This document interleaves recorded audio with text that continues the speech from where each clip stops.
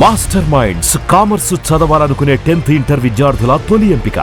SSC, RRB, అదేవిధంగా intelligence bureau, దాంతోపాటు UPSC. So యూపీఎస్సిని పక్కకు పెడితే మిగిలిన ఈ 3 ఏదైతే ఉందో వీటితో పాటు మనకు బ్యాంకింగ్ ఎగ్జామ్స్.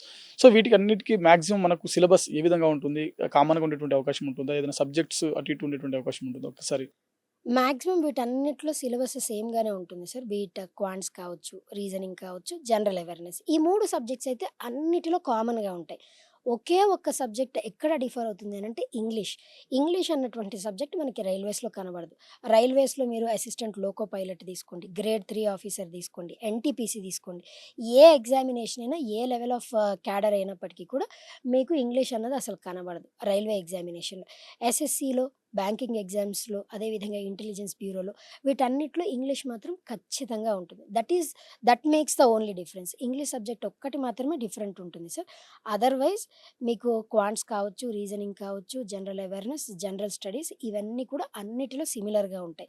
కాకపోతే మనకి బ్యాంక్ ఎగ్జామ్స్ తీసుకోండి. బ్యాంకింగ్‌లో అయితే కరెంట్ అఫైర్స్ అంటే కరెంట్ అఫైర్స్ మాత్రమే ఉంటుంది. జనరల్ స్టడీస్ ఉండవు.